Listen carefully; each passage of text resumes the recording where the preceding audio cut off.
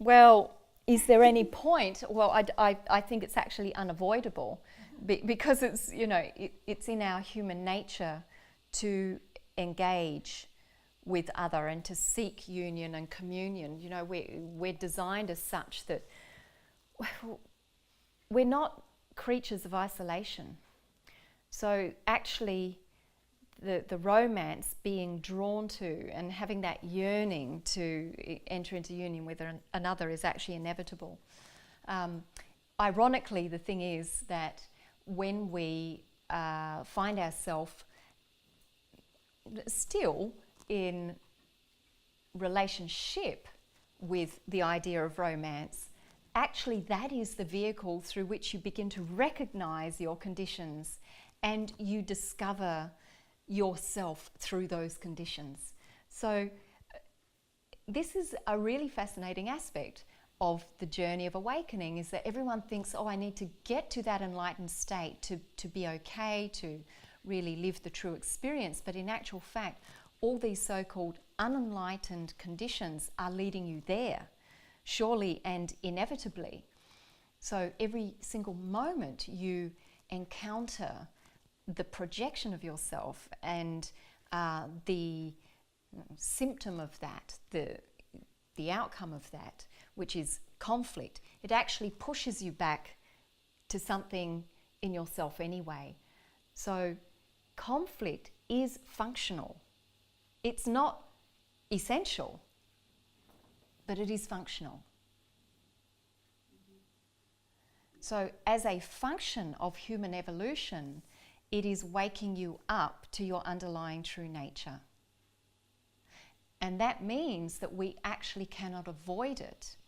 As long as we are holding on to a fixed perceptual reference, unavoidably you are going to enter into some form of conditional relationship. Unavoidably, it is going to push you into a state of awakening. And the first stage of that is being caught in the conflict or the suffering. And that's pulling you to a different level of awareness. Yeah. I understand that. So I guess conversely is if you reach that point of being fully conscious, does that mean then you could actually have a relationship with anybody because you recognize everybody as yourself and love and oneness? Well, yes So and then no. how do you decide? Yeah, yes and no.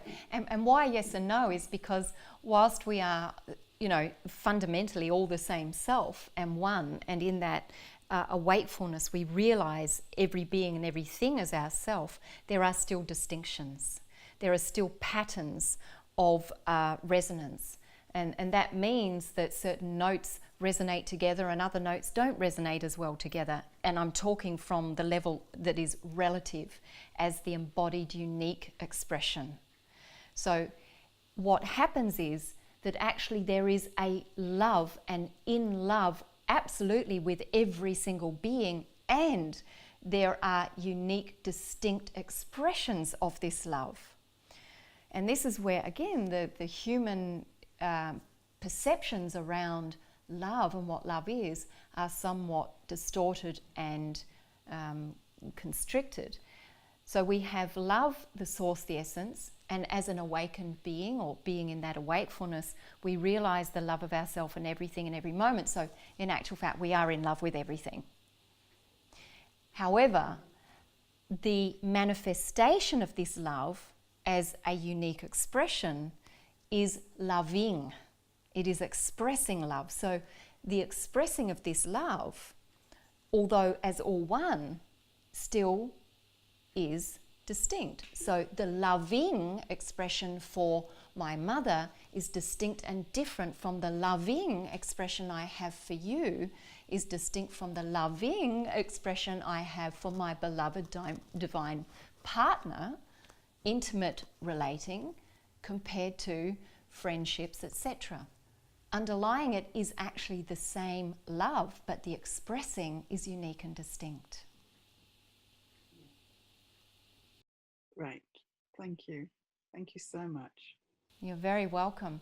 Actually, I might just add a little bit more to that, which is relevant, and that is that one of the reasons the human experience is really caught in this perpetual loop of conflicted relationship is because of this misnomer around love, that you imagine that the love is the person, that it's in that specific person, and therefore you've got to find that specific person to have love. And then finally you find that person and you share a few moments, but your conditions, of course, are in the way. And then that person goes and you go, oh, I've lost my love. So you're forever trying to possess love. Love itself is not a possession. It is beingness. And once we restore our axis of being, and we are the presence of lovingness, conscious lovingness, then we are no longer attached to the momentary expressions of loving. And if we're no longer attached to these moments of loving, we can't have possession. There's no possession in the love. There's no attachment, there's no aversion. What is, what comes, what arises as a loving expression comes, arises and falls. And this way, we actually encounter the lovingness of every single moment. So instead of feeling like it's missing or lacking, oh, I haven't got my man, my partner, my wife, my whatever it is you're looking for this so-called love, instead you discover loving of every moment. And when you do, you can't be anything but full and fulfilled and overflowing. That's the fullness that we seek as a human experience.